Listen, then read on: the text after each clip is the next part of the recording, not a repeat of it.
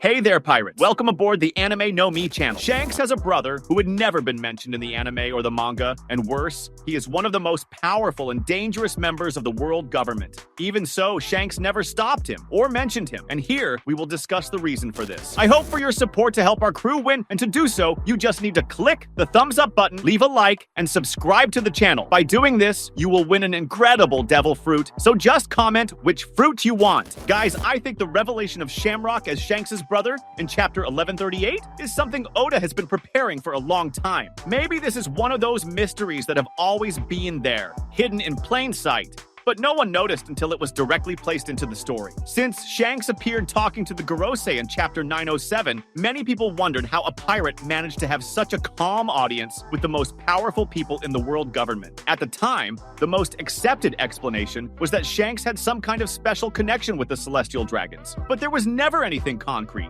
Now, with the introduction of Shamrock, this possibility takes on a new perspective. Perhaps the one who appeared to speak with the Gorosei wasn't Shanks, but Shamrock. If we stop and analyze, this idea makes sense. In chapter 1137, Loki, while being attacked by Gunko, mentions how absurd it is that Shamrock and Shanks have the same face, as the two are complete opposites. This indicates that their resemblance is so striking that even a giant like Loki, who has no direct connection to Shanks, notices it right away. What if this similarity was used before to deceive the public and the characters in the story? Maybe the scene in chapter 907 where we supposedly see Shanks talking to the Gorosei actually showed Shamrock in his place. The most curious thing is that in chapter 1138, Shamrock mentions that Shanks returned to marry Joyce once, but decided to live in the filthy underworld. This confirms that indeed, Shanks has origins directly tied to the celestial dragons, something that was always suggested but never proven. And this also explains why the Gorosei seemed so calm when receiving Shanks in that scene. They already knew him and didn't see him as a threat because they were actually talking to someone from the very top of the world government.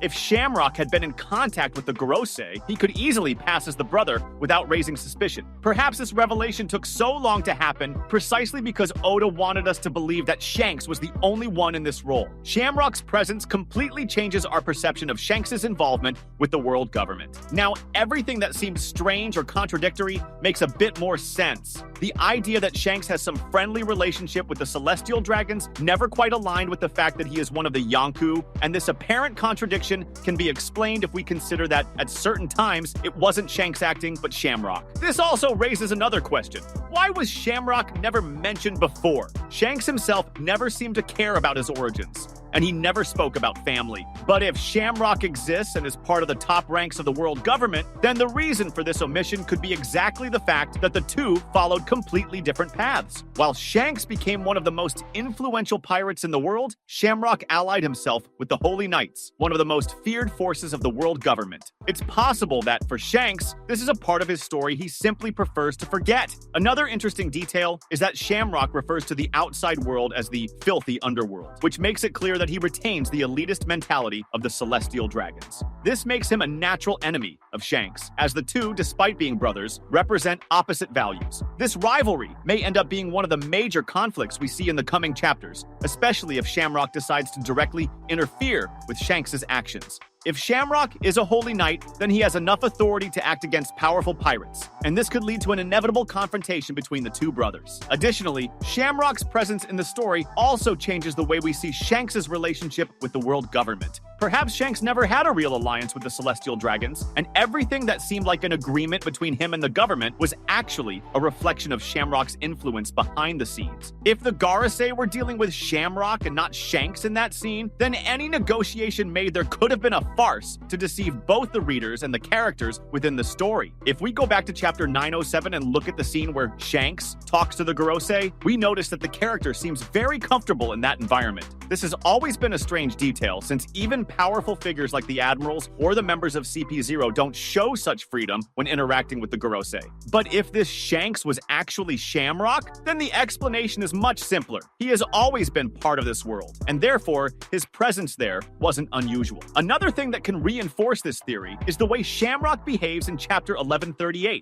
Unlike Shanks, who usually acts in a more casual and calm manner, Shamrock seems to have a much colder and more meticulous posture. He talks to Loki in a nearly disdainful way, as if he sees no value in the giant beyond his potential to be recruited by the Holy Knights. This type of attitude is something we've never seen in Shanks, but it fits perfectly with the personality of someone who grew up within the elite of the Celestial Dragons. If this theory is correct, then the revelation of Shamrock not only explains the strange behavior of the Gorosei in Chapter 907, but also opens the door for new twists involving Shanks. Maybe Shanks already knew that his brother was operating behind the scenes in the world government and preferred never to comment on it to avoid involving his crew in something that could be much more dangerous than just facing the Marines or other Yonku. If Shamrock really has influence within the Holy Knights, then he could be one of the main enemies Shanks will have to face in the coming chapters. Furthermore, the fact that Shamrock was only revealed now may indicate that Oda was saving this information for the right moment. If this revelation had happened earlier, it might not have had the same impact because we still didn't know about the existence of the Holy Knights and how much they represent a real threat. But now that the Egghead arc is unfolding and the world of One Piece is undergoing a huge transformation, the introduction of Shamrock makes perfect sense. Another detail worth considering is the way Shamrock and Gunko interact. Gunko clearly treats Shamrock with respect and refers to him as boss, which indicates that Shamrock holds a leadership position within the Holy Knights. This means he is not just an ordinary soldier, but someone with authority within this organization. And if we consider that the Holy Knights seem to play a larger role within the world government than we previously imagined, then this makes Shamrock one of the most influential characters in the story at this point. If Shamrock has this level of influence, it's possible that he has already interfered in the events of the world of One Piece without us realizing. Perhaps he was responsible for some of the most important decisions made by the world government in recent years. And only now are we starting to see his true identity. If he has indeed been involved behind the scenes, it means he may have information about the great secrets of the world, including what the Gorosei and Emu are trying to hide. If Shanks knew about Shamrock's role within the Holy Knights and still avoided revealing any details about his family, perhaps he was trying to protect his crew and the ideals he defends. This omission might be a strategy to avoid putting Luffy, his crew, and everyone he protects at risk, since Shamrock's involvement with the world government could be much more destructive than a simple conflict with other pirates. Furthermore, the way Shamrock positions himself so differently from Shanks, colder, more calculating, and imposing, reinforces the idea that they are truly following opposite paths, even though they share the same bloodline. The confrontation between these two brothers, who likely have very distinct perspectives on the world and their goals, could be one of Shanks' greatest challenges in the upcoming chapters. Their rivalry seems inevitable, especially if Shamrock, as the leader of the Holy Knights, has the power to directly interfere with Shanks' actions and those of other pirates. Additionally, Shamrock seems more connected to the darker,